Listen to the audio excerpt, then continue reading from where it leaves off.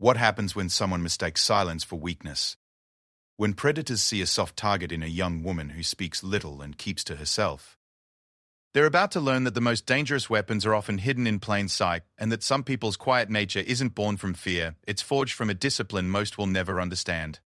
This is the story of Sarah Chen, a 22-year-old college student whose calm exterior masked years of brutal training that would make grown men weep. While her classmates worried about exams and relationships, Sarah carried secrets that could save lives or end them. She had learned to blend in, to appear ordinary, to let the world see exactly what she wanted them to see. Nothing more than a shy girl who preferred books to parties. But on one cold November evening, when three men made the fatal mistake of seeing her as easy prey, they discovered that sometimes the quiet ones are quiet for a very good reason.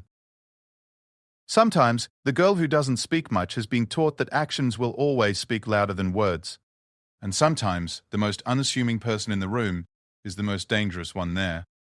What they didn't know, what nobody knew, was that Sarah Chen wasn't just any college student. She was the daughter of a fallen Navy SEAL, raised by his team, molded by the finest warriors America had ever produced. They had taught her to disappear in a crowd, to assess threats without moving her eyes, to end fights before they began. They had given her a gift that most people would never need, but some would desperately wish they had. Tonight, that gift would reveal itself in ways no one could have imagined. Sarah Chen walked across the university campus with the same measured pace she had maintained for 3 years.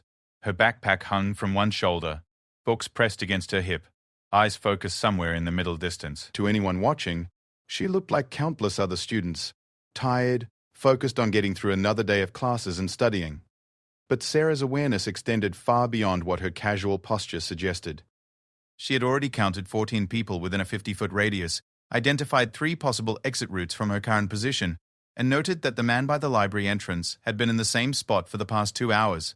Her training never turned off, even when she wished it would. The irony wasn't lost on her. While her classmates complained about their overprotective parents, Sarah had been raised by 8 of the most lethal men on the planet. Her father, Lieutenant Commander David Chen, had died in Afghanistan when she was 7 years old. What should have been the end of her stable family life instead became the beginning of something unprecedented. The men of SEAL Team 7 didn't just attend David's funeral, they adopted his daughter. Not legally, but in every way that mattered. Marcus Tank Rodriguez became her primary guardian, but the entire team shared responsibility for raising David's little girl. They had made a promise to their fallen brother, and Navy SEALs didn't break promises. Sarah's childhood had been anything but conventional. While other kids learned to ride bikes, she learned to read tactical situations. While they played video games, she practiced hand-to-hand combat. While they worried about homework, she memorized escape routes from every building she entered. Tank had been careful to explain why they were teaching her these things. Your daddy died protecting people who couldn't protect themselves, he had told her when she was 8, kneeling down to look directly into her serious dark eyes. We're going to make sure you never need protecting from anybody. But more than that, we're going to make sure you can protect others when they need it. The training had started gently. Balance exercises disguised as games. Awareness drills that seemed like hide and seek. But as Sarah grew older, the lessons became more serious. By age 12, she could disarm a grown man twice her size. By 15, she could disappear into any crowd and track a target for hours without being detected. By 18, she possessed skills that most Special Forces operators spent years developing. But the team had been careful about something else too, teaching her when not to use those skills. Chief Petty Officer James "Ghost" Sullivan had been particularly insistent about this aspect of her education. Power without restraint is just violence, he had told her during one of their long conversations. Smart fighters avoid fights. Deadly fighters end them quickly when there's no other choice. But the best fighters, they make sure fights never happen in the first place. Sarah had internalized this lesson completely. She had gotten through high school without anyone suspecting that the quiet Asian girl in their math class could probably put most of them in the hospital without breaking a sweat. She had developed what Tank called the grey man mentality, the ability to blend in so completely that people barely registered her presence. College had been more of the same. Sarah kept to herself, maintained good grades, and avoided situations that might require her to reveal what she was capable of. She had 2 close friends, Emma, her roommate who studied pre-med and talked constantly, and Jake, a computer science major who spent most of his time coding and drinking energy drinks. They knew her as the quiet girl who sometimes disappeared on weekends to visit family, but they had no idea what those visits entailed. Those weekends were when Sarah returned to what she thought of as her real life. Tank had retired from active duty but still ran private security operations. Ghost worked as instructor for military special operations. The others had scattered to various careers, but they all stayed in touch, and they all continued to be part of Sarah's life. During those weekend visits, they would update her training, teach her new techniques, and more importantly, remind her why she had been taught these skills in the first place. "You're not a weapon," Tank would tell her regularly. "You're a shield. The weapon is just what you use when the shield isn't enough." Sarah understood the distinction, but sometimes she wondered if her guardians truly grasped what they had created. She wasn't just trained, she was programmed. Every response had been drilled into muscle memory until it became instinct. She couldn't turn off the tactical analysis that ran constantly in the back of her mind, couldn't stop herself from cataloging potential threats and escape routes wherever she went. It made for a lonely existence. How do you explain to a college friend that you can't relax at parties because you're too busy calculating sight lines and identifying potential weapons? How do you tell someone that you keep a go bag hidden in your dorm room with cash, fake IDs, and enough gear to disappear completely if necessary? Sarah had learned to compartmentalize these aspects of her life. During the day, she was just another student. She attended lectures, took notes, participated in study groups when required. She had even managed to maintain a respectable social life, though she was always careful to keep people at arm's length. But at night, alone in her room while Emma slept, Sarah would practice her forms in the small space between their beds. Silent movements in the dark, keeping her skills sharp, maintaining the edge that her guardians had given her. She told herself it was just exercise, a way to stay in shape, but she knew better. The truth was that part of her hoped she would never need to use what she had been taught.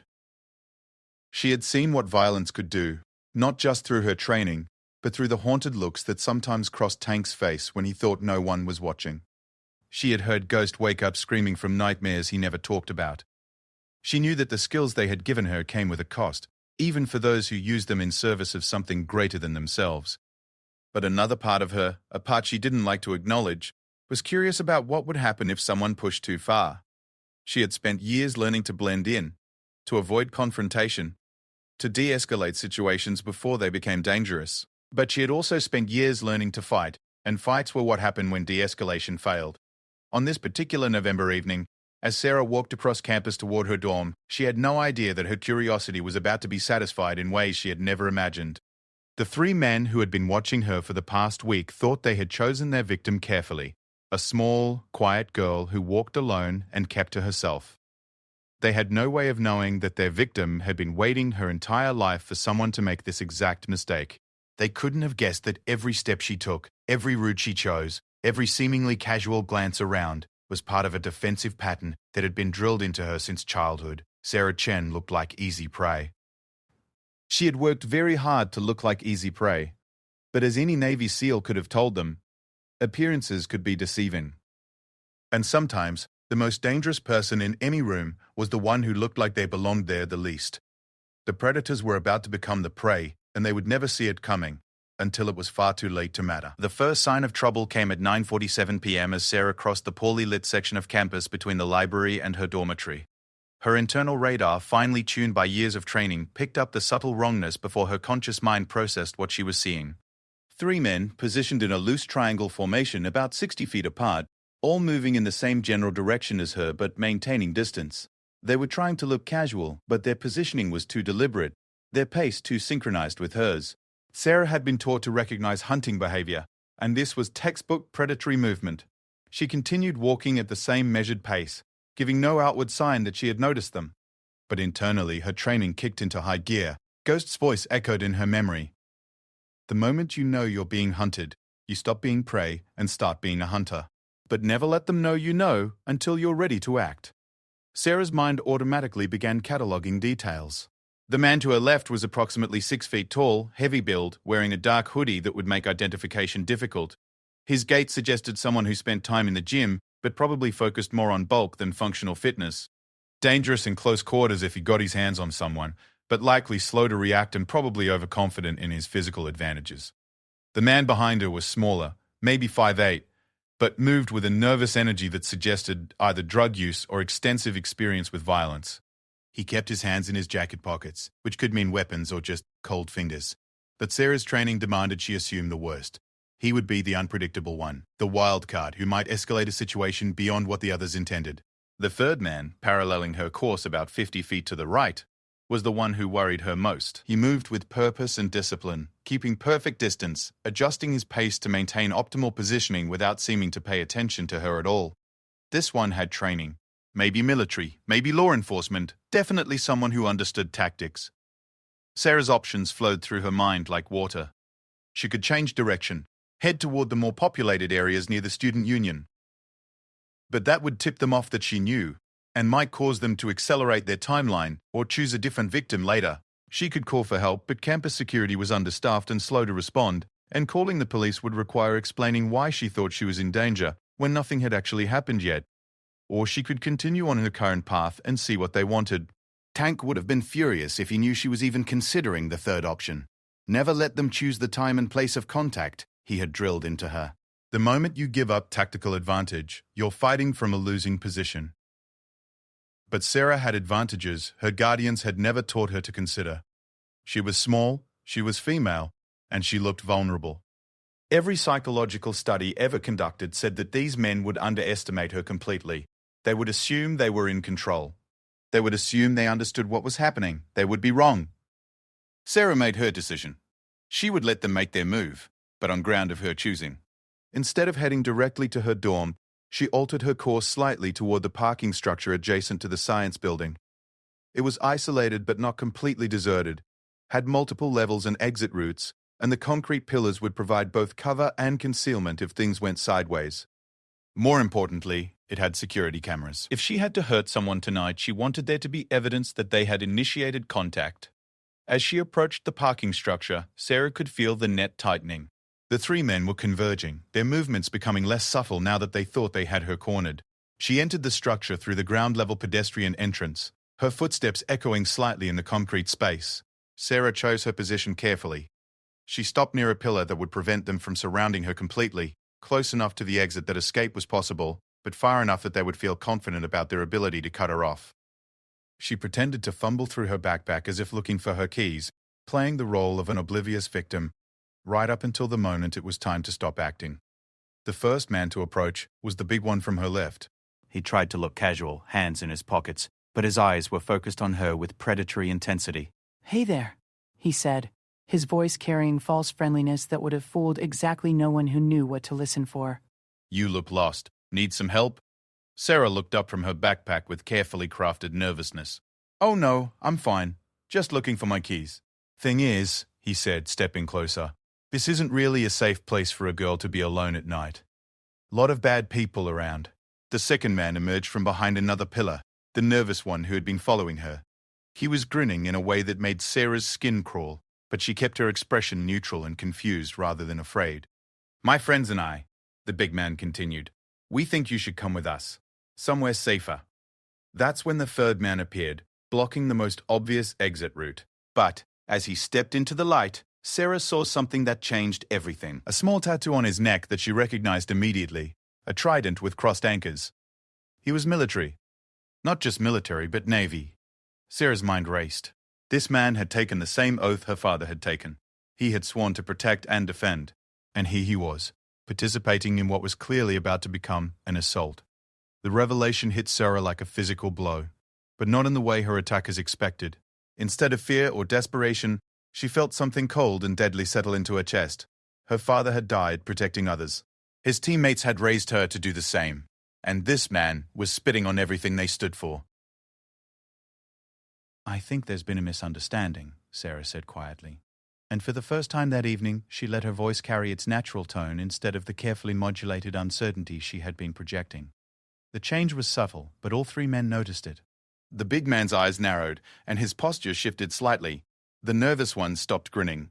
The military man tilted his head, suddenly alert in a way that suggested he was reassessing the situation.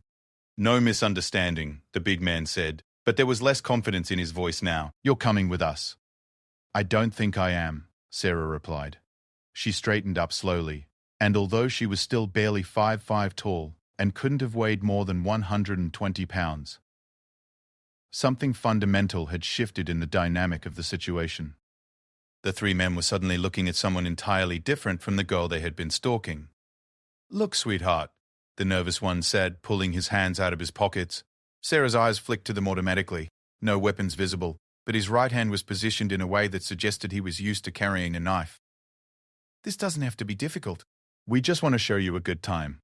Sarah smiled then, and it was not a pleasant expression. "You know what's funny?" she said conversationally. "I've been wondering for years what would happen if someone was actually stupid enough to try this."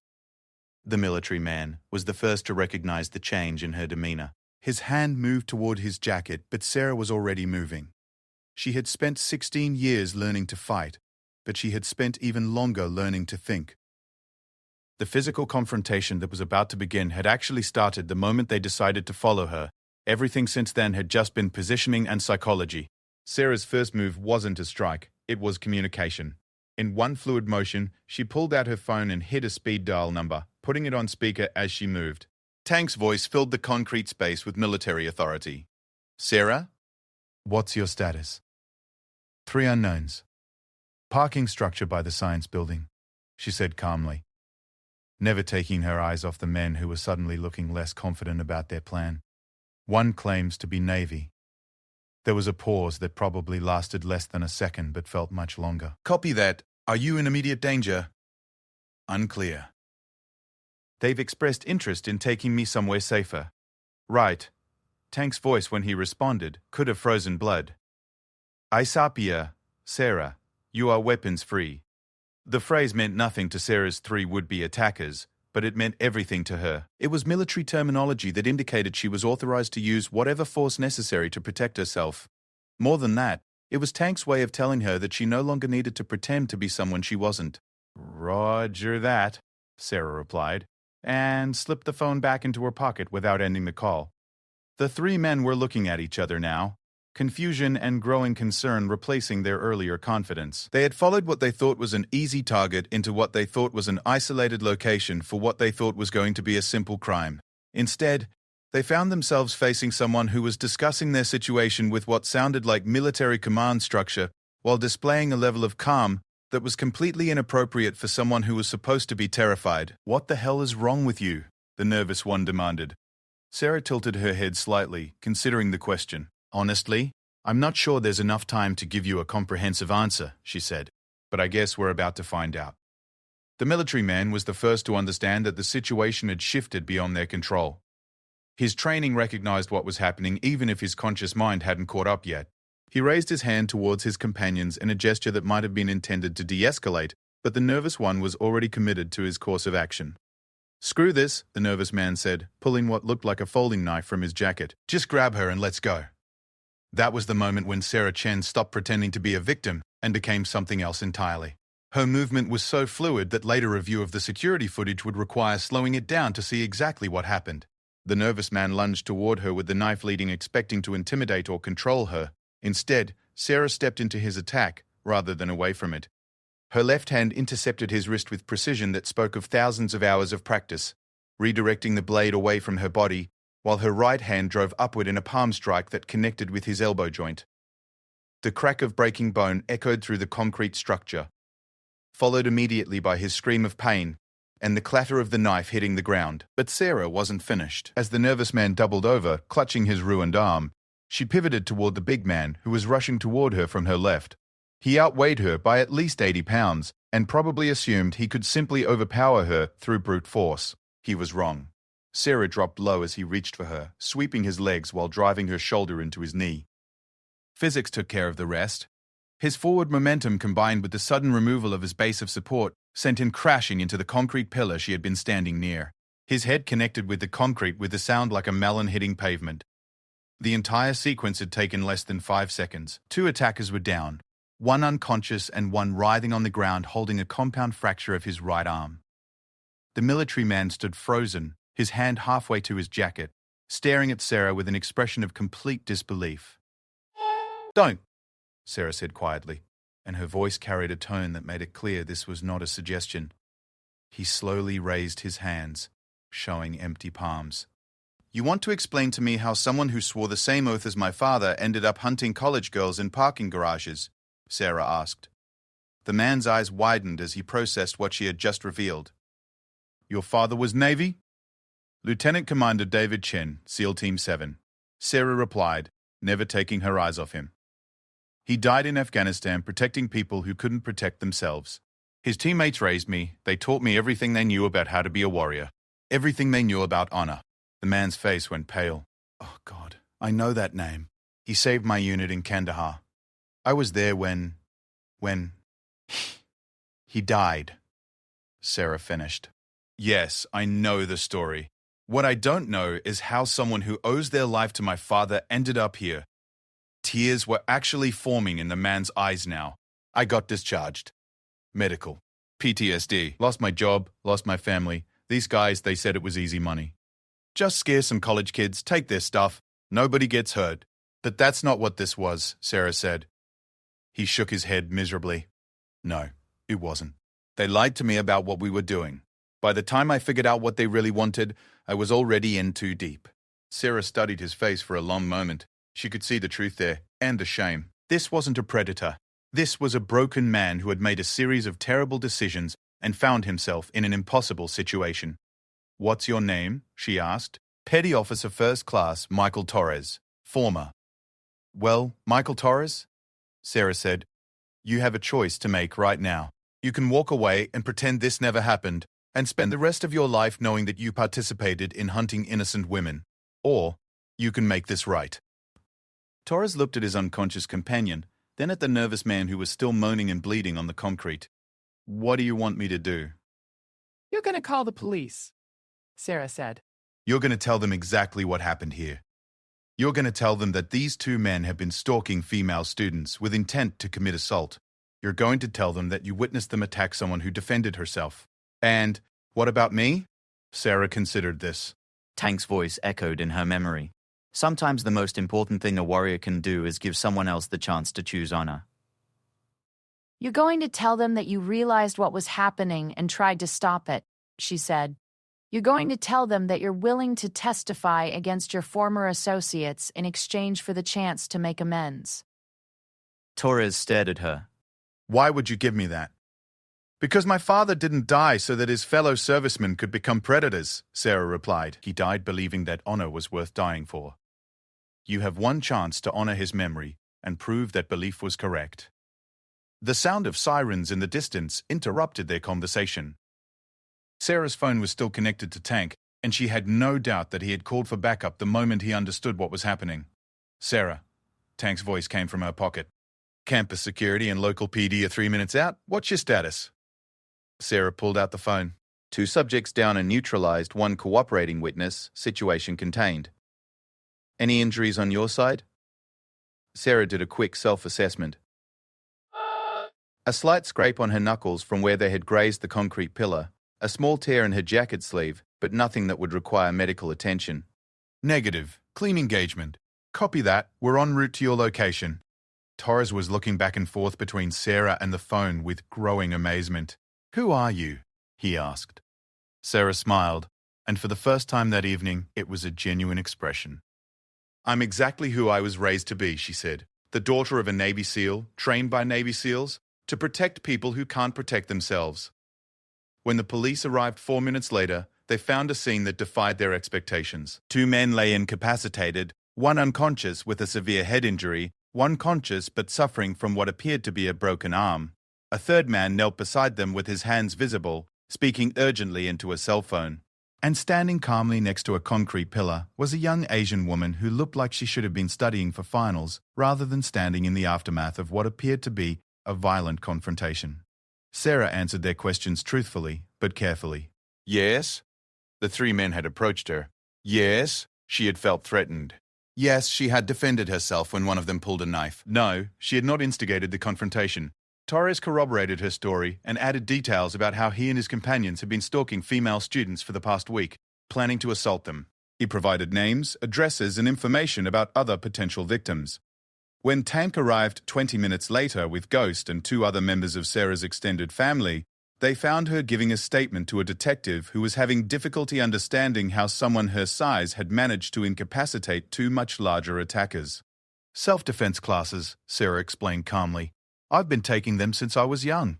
The detective seemed skeptical, but had no reason to doubt her story. The security footage would show clearly that she had been attacked and had simply defended herself. The fact that her defense had been unusually effective was notable, but not criminal. As they wrapped up the investigation and the ambulances took the injured men away, Tank approached Sarah. "You did good, kid," he said quietly. "Your dad would have been proud." Sarah nodded, but she was looking at Torres as the police put him into a squad car. He had kept his word. He had told them everything, had provided information that would help them identify and protect other potential victims. He was going to face consequences for his actions, but he had chosen to face them with honor. "Think he'll be okay?" she asked. Tank followed her gaze. "Hard to say. Prison isn't easy for former military, especially when the charges involve stalking women. But he made the right choice tonight. Sometimes that has to be enough." Sarah nodded. The nervous man, whose name turned out to be Dennis Murphy, would spend the next several years in prison for assault with a deadly weapon and conspiracy to commit sexual assault. The big man, Carl Stevens, would survive his head injury, but would also face serious prison time. Torres would plea bargain down to a lesser charge in exchange for his cooperation and testimony. He would serve 18 months in minimum security and would emerge determined to rebuild his life in a way that honored the second chance Sarah had given him. But Sarah wouldn't learn any of those details until much later. In the immediate aftermath of the confrontation, she was focused on something else entirely. For the first time in her life, she had been forced to use the skills her guardians had taught her. She had faced genuine danger, had made life and death decisions under pressure, and had emerged victorious. It should have felt triumphant. Instead, it felt strangely sad. "Tank," she said as they walked back toward campus, "how do you live with it? Knowing that you can hurt people when you need to?" Tank was quiet for a long moment.